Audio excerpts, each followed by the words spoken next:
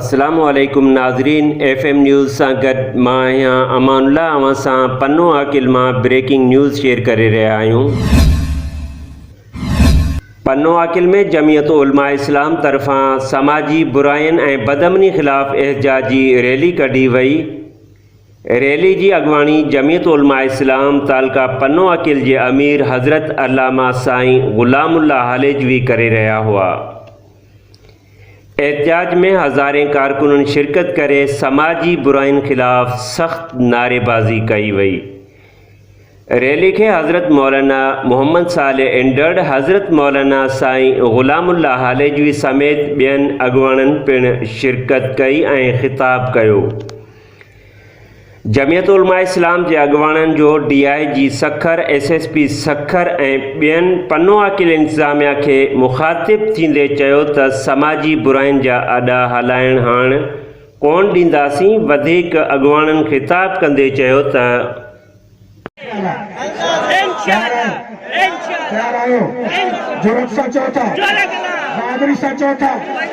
भरपूर तरीके से शिरकत करो। जेकॾहिं में का कुर्बानी ॾियणी पए, छा था चओ? कुर्बानी ॾींदो, कुर्बानी ॾींदो, कुर्बानी ॾींदो, तारीख़ हलाईंदो। पन्नो आकिल में असां जॾहिं तारीख़ शुरू कईसीं त दोस्तनि कमेंट्स कया, उसे खोड़ सारा ॿिया मसइला आहिनि, असां सभु ॾिसूं था, सभु मालूम आहे, पर जेका असांजी मरहलेवार जदोजहद शुरू कई आहे, इंशाअल्लाह ताला तमाम मसाइल ते असां हक़ जी सदा खे बुलंद कंदा रहंदासीं इंशाअल्लाह। असांखे ख़बर आहे त राति जे अंधेरे में रोड ठहे थो, असां ख़बर आहे त न रोड में कहिड़ो नबी सल्लल्लाहु अलैहि वसल्लम अल जिहाद माज़िन इला यौमिल क़ियामा औ कमा क़ाल अलैहि सलातु वस्सलाम। जमियत उलमा इस्लाम जा काइदीन स्टेज ते मौजूद आहिनि ऐं मुंहिंजा मुअज़्ज़िज़ सामीन, मुंहिंजा हमदर्द दोस्तो, पन्नो आकिल जा बाशूर महिरबान कारकुन, अवां मुबारकबाद जा मुस्तहिक आहियो। अल्हम्दुलिल्लाह, चंद ॾिहाड़ा पहिरियों जमियत उलमा इस्लाम तालके पन्नो आकिल जी जमात इहो फ़ैसिलो कयो त पन्नो आकिल जे अंदरि चोरियूं, बदअमनी, धाड़ा, मोटरसाइकिलनि जी खुर, फहाशियत, उरियानियत, शराब नोशी, जुआ आकड़ा पर जी आम थी रही आहे। असांजे शहर ते हिकु माकड़ वारी अज़ाब जी सूरत इहे बीमारियूं बणिजी वयूं आहिनि। इन जे लाइ उन्हनि ही आवाज़ उथारियो ऐं उन आवाज़ जो नतीजो अल्हम्दुलिल्लाह इहो निकितो जो असांजे तालके पन्नो आकिल जे अंदरि सभ खां वधीक जेके जराइम उहो कैंट थाणे जे हद जे अंदरि हुया ऐं उन्हनि जी रिकवरी थियण शुरू थी आहे ऐं जमात उते अल्टीमेटम ॾेई आहे, ॾिनो आहे त जेकॾहिं इन्हनि शयुनि जी रिकवरी न थी ऐं इन्हनि जराइम ते कंट्रोल न थियो, शराब बंदि न थियो, आकड़ा पर्ची बंदि न थी, त पोइ इन खां वधीक सख़्त खां सख़्त एहतजाज जो जमियत उलमा इस्लाम हक़ रखे थी पई। नारे तकबीर, मुक़र्रीन जमियत कदम बढ़ाओ, हम तुम्हारे साथ, जमियत कदम बढ़ाओ। हम तुम्हारे साथ। मुख़्तलिफ़ शहरनि खां ही एहतजाजी मुज़ाहिरा थींदा अचनि था ऐं उन्हनि जा नताइज बि साम्हूं ईंदा वञनि था।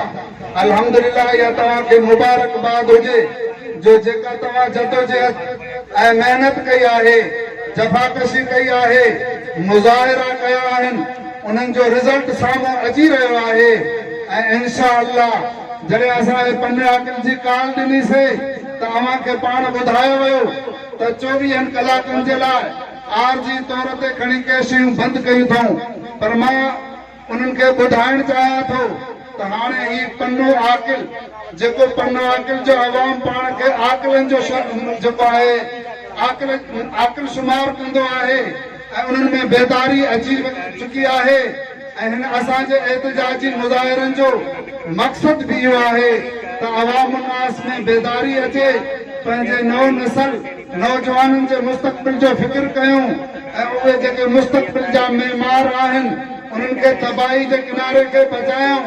जो आंकड़ा पर्ची में शराब नोशी में ॿियनि जेको आहे जराइम में उहे मुब्तला थींदा वञनि था पिया। लिहाज़ा जमीयत उलमा इस्लाम इहो आवाज़ ॾिनो आहे जंहिं ते बाशूर अवाम लबैक चई करे ऐं हिते प्रेस क्लब जे अॻियां अवां ही एहतजाजी मुज़ाहिरो ॾिनो आहे।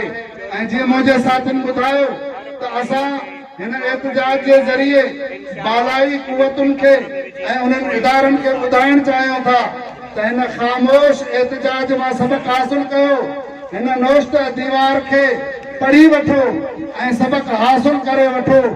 अॻे त जेकॾहिं अवाम सुतल हुई त ठीकु आहे, तव्हां जेको आहे मंथलियूं वसूल करे रहिया हुयो या जेको आहे हिते हर शइ आम हली रही हुई, पर हाणे इंशा अल्लाह अवां खे ॿुधाइण चाहियूं था त इहे शराब खाना आंकड़ा पर्ची इंशा अल्लाह पन्नो आकिल शहर में न हलंदी। अवां छा था चओ त पन्नो आकिल में हलणु घुर्जे या बंदि हुजे? जेके साथी चवनि था त आंकड़ा पर्ची न हले बुलंद आवाज़ हथ मथे करे आवाज़ ॿुधाइनि। नारे तकबीर। बंदि खपे। पन्नो आकिल में समाजी बुराइल खे, शराब नोशीअ खे, आंकड़ा पर्चीअ खे नारे तकबीर। बस इन्हनि लफ़्ज़नि ते अवां खां इजाज़त वठिजो।